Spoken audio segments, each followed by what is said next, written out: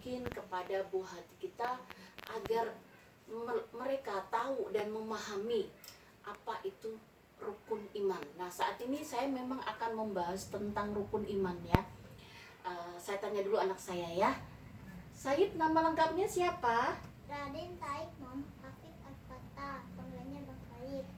Said kelas berapa? Kelas 1, Said sekolah di mana? SDN 24 Balikpapan Utara. Nah, itu tadi Said masih usianya 7 tahun ya teman-teman. Nah, kita pasti mengalami suatu kendala ya. Bagaimana untuk mengajarkan anak kita untuk memahami bagaimana cara pengajaran rukun iman kepada buah hati kita.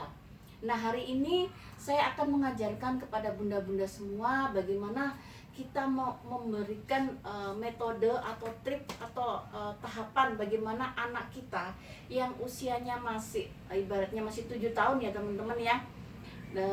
Kita bisa mengajarkan rukun iman gitu. Rukun iman itu apa? Bagaimana rukun iman itu? Dan kita harus memberikan mereka paham, mengerti dari rukun iman tersebut. Said, mama mau tanya. Said tahu nggak rukun iman? Tahu? Rukun iman ada berapa, Said? 6. 6. Said bisa sebutin? Bisa. Coba sebutin.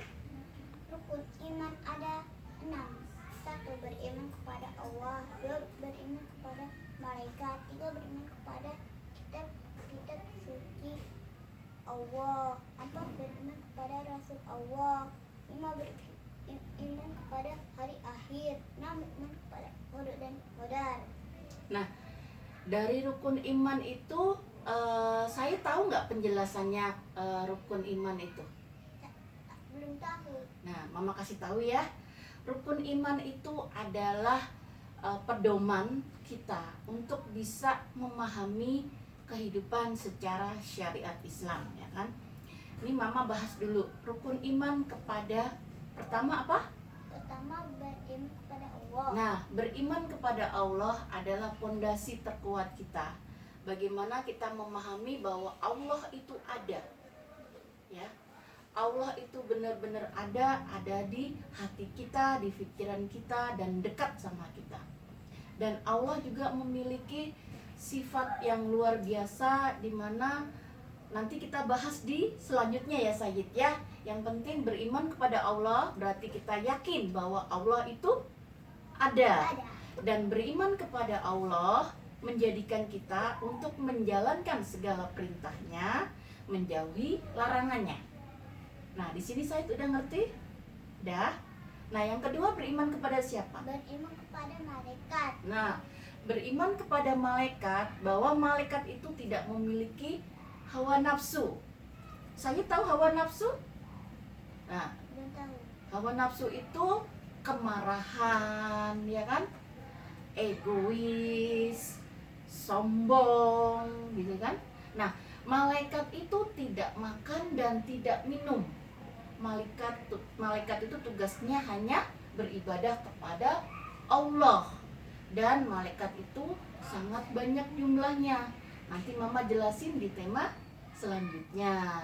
Terus yang ketiga iman kepada? Beriman kepada kitab-kitab suci Allah.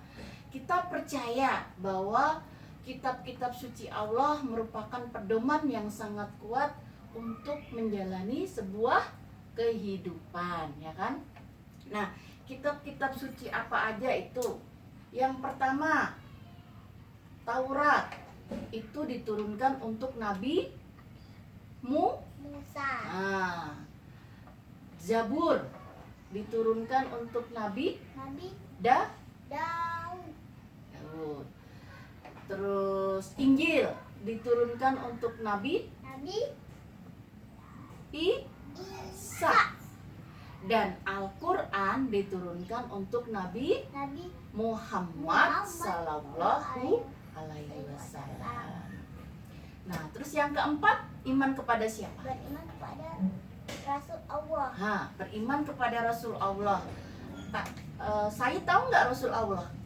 Nah, Rasul Allah itu utusan dari Allah untuk menyampaikan wahyu dan mengajarkan Islam secara kafah. Nah, saya tahu nggak kalau nama-nama Rasul Allah?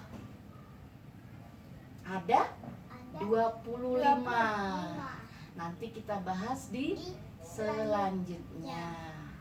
Terus yang kelima apa tadi? beriman kepada hari akhir. Nah, beriman kepada hari akhir, kita harus percaya bahwa ada hari akhir di mana semua perbuatan kita baik dan buruk itu ditimbang.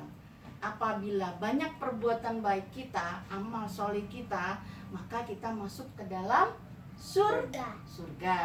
Kalau kita banyak perbuatan buruknya, melakukan yang dilarang Allah, berarti naudzubillah min dzalik, kita masuk Neraka. naudzubillah naudzubillah min dzalik.